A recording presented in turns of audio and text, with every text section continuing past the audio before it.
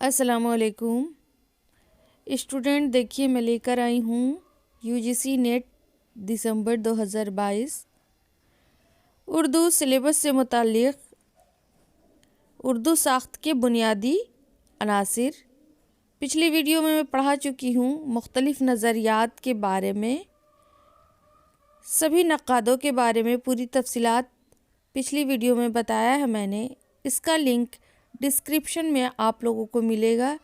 तो आप UGC net वाले तमाम स्टूडेंट जो जिनका उर्दू सब्जेक्ट है वो सिलेबस के मुताल्लिक़ ही दिया गया है, निसाब से रिलेटेड है, तो आप लोग तमाम स्टूडेंट के लिए बहुत ही कारआमद वीडियो है। इसकी मैं तफसील मतन लाइन बाय लाइन लफ्ज़ बाय लफ्ज़ को आपके ज़हन में नक्श करवा दूंगी, ताकि आप लोगों को ऑब्जेक्टिव क्वेश्चन की अगर तैयारी पूरी तरीके से याद नहीं हो पाई है तो ये ज़हन नशी हो जाएगा। ओके, तो बिना देर के शुरू करती हूँ। उर्दू एक जदीद हिंद आरियाई ज़बान है। जाहिर सी बात है, पिछली वीडियो में मैंने आपको बताया है कि बहुत सारे नक़ादों ने अपनी अपनी राय अलग अलग तरीक़े से दी है। यहाँ पर हकीकतन वाज़ेह तौर पर सामने आता है कि उर्दू एक जदीद हिंद आरियाई ज़बान है जो सोर चीनी अपभ्रंश की खड़ी बोली की तरक्की याफ्ता शक्ल है। इस पर ब्रिज, हरियाणी, मेवाती, पंजाबी और जनूबी हिंद की बोलियों के असरात हैं।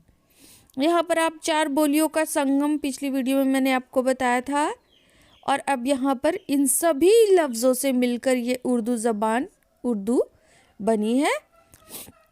अपनी सरफ़ी व नहवी ख़ुसूसियात में अगर यह हिंदी से करीब तर है तो बेशुमार मुहावरे और तरकीबें इस्म व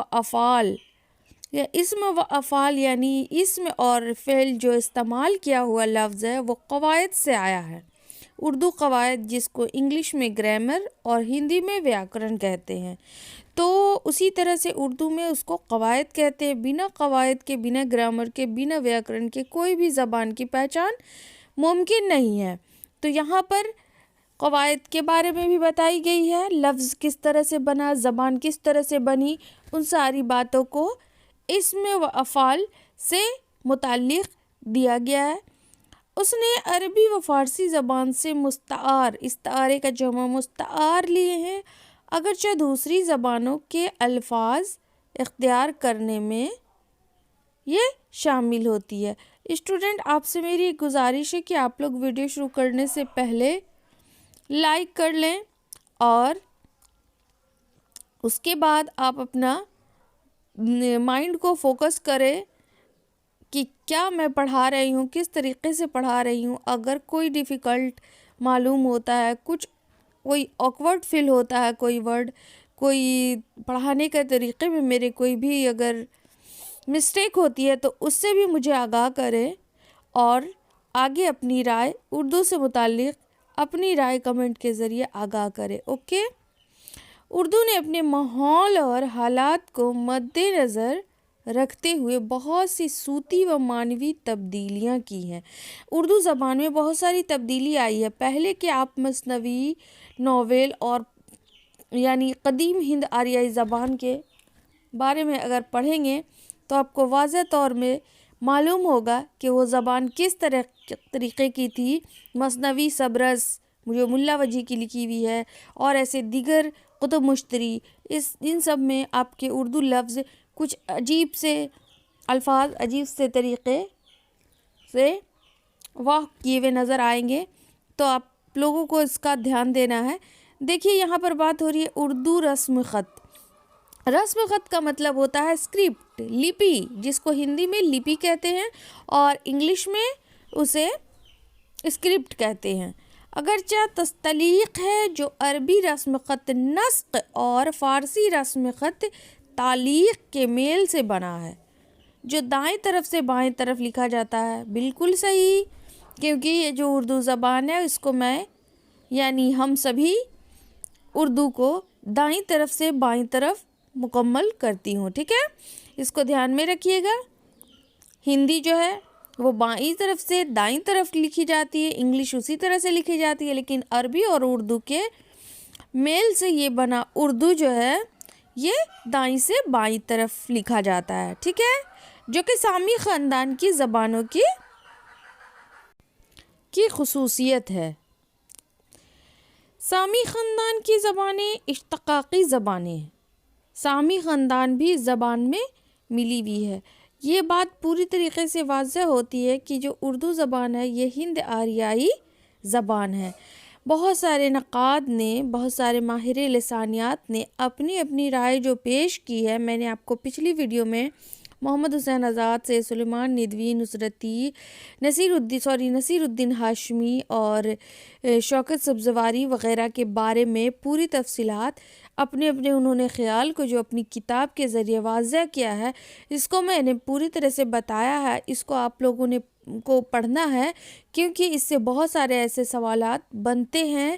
اس کو پڑھنے سے آپ کے ہر لفظ، ہر ایک کے لائن سے آپ کے سوال واضح ہو جائیں گے، جو کہ آپ کے نصاب میں بھی شمولیت پذیر ہے۔ اوکے، تو آپ لوگ کو جو ہے اس کا لنک میں ڈسکرپشن میں دے دیتی ہوں، آپ لوگ اس کو اچھی طریقے سے پڑھ لیجئے گا۔ اس کے بعد اس سے پہلا بھی جو ہے وہ ہند آریائی زبان ہے، اس سے متعلق بھی لنک ڈسکرپشن میں موجود ہے، اس کو بھی پڑھ لیجئے گا، آسانی سے آپ کی تیاری مکمل ہو جائے گی۔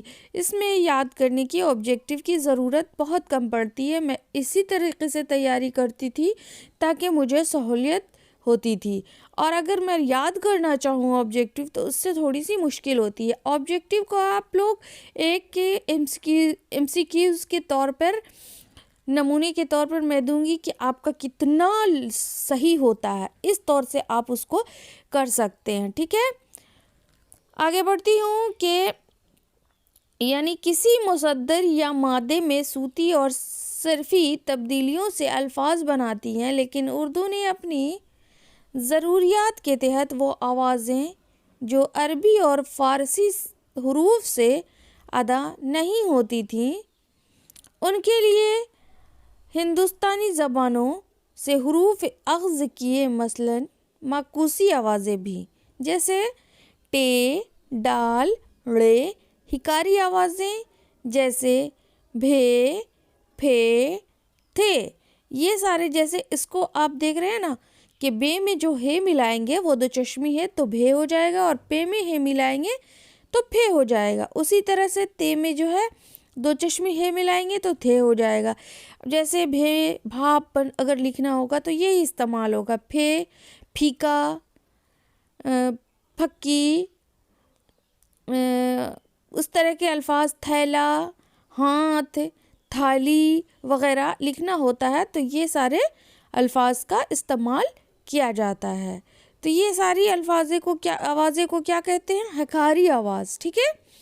دال میں ہے جو ملا دیا گیا تو دھے ہو گیا، چے میں ہے ملایا گیا تو چھے ہو گیا، کاف میں دو چشمی ہے ملایا گیا تو کھے ہو گیا، گاف میں ہے گھے وغیرہ۔ چونکہ ان ہکاری آوازوں کو اردو رسم الخط میں مفرد حروف کی حیثیت سے شامل نہیں کیا گیا ہے، ٹھیک ہے۔ چنانچہ 3 معکوسی آوازوں کی شمولیت سے اردو کے حروف تہجی کی تعداد 36 ہے، یعنی 36 ہیں، ٹھیک ہے۔ اسٹوڈنٹ آپ لوگ دھیان دیجیے گا کہ آپ لوگوں سے سوال یہ بھی آ سکتا ہے کہ اردو کی کتنی الفاظ ہیں حروف تہجی میں، تو حروف تہجی میں 36 ہیں۔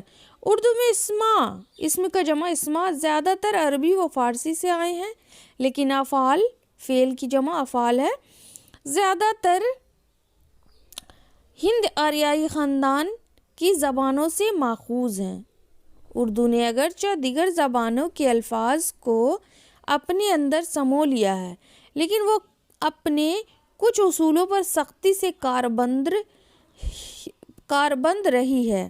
مثلاً اضافت اور تراکیب کے معاملے میں اس کا انحصار عربی و فارسی زبانوں پر ہے۔ تو اسٹوڈنٹ آپ لوگ دھیان دیجیے گا، UGC نیٹ والے خصوصاً اس پر فوکس کریں گے کہ یہاں پر آپ کو زبان کے بارے میں دیا گیا ہے کہ یہ عربی و فارسی سے مل کر یہ زبان بنی ہے، اور یہ گرامر میں آئی ہے، جسے رسم الخط کے طور پر بھی استعمال کیا گیا. اردو قواعد کا نظام فارسی اصولوں پر مرتب کیا گیا ہے. اردو قواعد کی پہلی تصنیف فارسی زبان میں انشاء اللہ خان انشا کی لکھی ہوئی ہے. دیکھ لیجئے گا یہ کیا لکھا ہوا ہے, اس کو لائن ہائی لائٹ کر لیجئے. اردو قواعد کی پہلی تصنیف فارسی زبان میں انشاء اللہ خان انشا کی لکھی ہوئی دریائے لطافت ہے. ٹھیک ہے, کس کی؟ انشاء اللہ خان انشا کی. مرزا قتیل خان آرزو امام بخش صاحبائی نے بھی اردو کے قواعد و بلاغت پر کتابیں تصنیف کی ہے. کون کون؟ دیکھ لیجئے گا. مرزا قتیل خان آرزو اور امام بخش صاحبائی نے بھی اردو قواعد یعنی اردو گرامر و بلاغت, عروض و بلاغت جانتے ہیں نا, پر کتابیں تصنیف کی ہیں. ان کی بھی کتابیں موجود ہیں. 20ویں صدی میں جلال لکھنوی, حضرت موہانی, مولوی عبدالحق, برج موہن و تاتیر یا کیفی وغیرہ نے اردو قواعد سے متعلق یعنی اردو گرامر سے ریلیٹڈ تصانیف پیش کی. اس طرح یعنی ان لوگوں کی بھی کتابیں یہاں پر موجود ہے. دیکھ لیجئے گا, یہ سارے نام کو آپ دھیان میں رکھتے ہوئے آگے بڑھیے گا. اس طرح ان لوگوں نے اردو کی ساخت کو متعین کر دیا. پنڈت برج موہن کیفی لکھتے ہیں اردو ایک غیر صرفی اور پنجمیل زبان ہے. کیا ہے؟ دیکھیے گا, اردو ایک غیر صرفی اور پنجمیل زبان ہے. لہٰذا تذکیر و تانیث یعنی میسکولین اور فیمینین کے بارے میں بات ہو رہی ہے. استری لنگ اور پرلنگ, تذکیر و تانیث جو مذکر مؤنث بھی کہلاتا ہے, ٹھیک ہے, کے سلسلے میں اس کے اصولوں میں بڑی لچک ہے. ظاہر سی بات ہے, یہ بات بالکل بھی بلا شک و شبہ ثابت ہوتی ہے کہ اردو زبان میں جتنی لچک ہے وہ اور زبانوں میں موجود نہیں ہو. تو وہ ہے یہ نون کو علامت تانیث کے طور پر استعمال کیا جاتا ہے. یعنی جو ہے یہ اور نون ہے یہ استری لنگ استری ذاتی کا بودھ کرتا ہے. ٹھیک ہے, لیکن پنڈت کیفی نے ایک عام اصول یہ بتایا کہ ایک لفظ جو کسی زبان خواہ سنسکرت یا عربی سے ہماری زبان میں داخل ہوا اس کی جنس اس کے مرادف یا قریب المانی لفظ کی جنس یعنی آپ واضح کرنا یعنی لنگ ظاہر کرنا, لنگ نرنے کرنا, اسی کو جنس بولتے ہیں. ٹھیک ہے, کہ موافق ہوگی جو پہلے سے ہمیں معلوم ہے. زبان ایک نمو پذیر شے ہے. کیا شے ہے؟ زبان ایک نمو پذیر شے ہے, چنانچہ اس کا ہر جزو ترکیبی مسلسل تغیرات کا نتیجہ ہے. جیسے جیسے تغیر ہوتا ہے زبان ترقی کر جاتی ہے. تغیر یعنی غیروں کی زبان ہمارے ملک میں آتی ہے اور زبان کو ایک نئی پہچان دیتی ہے. تغیر غیر کی. چنانچہ بہت سے الفاظ کو وقت کے ساتھ اردو میں متروک قرار دیا جاتا ہے. کیا قرار دیا جاتا ہے؟ متروک قرار دیا جاتا رہا ہے. کچھ وقت اور مقام کا اثر بھی اس پر بڑھتا رہتا ہے. یعنی وقت کے حساب سے یہ زبان رد و بدل ہوتی ہے. ٹھیک ہے, زبان ایک سماجی مظہر ہے, چنانچہ اس کی ساخت میں بھی سماجی ارتقاء کے ساتھ تراش و خراش ہوتی رہتی ہے. تو اسٹوڈنٹ اتنا ہی تھا یہاں پر, آپ کو اس کو مشق کرتے رہنا ہے, بار بار اس کو دیکھتے رہنا ہے. آگے میں ملتی ہوں اگلی ویڈیو لے کر پوری تفصیلات کے ساتھ. تب تک کے لیے اجازت دیجیے. اللہ حافظ.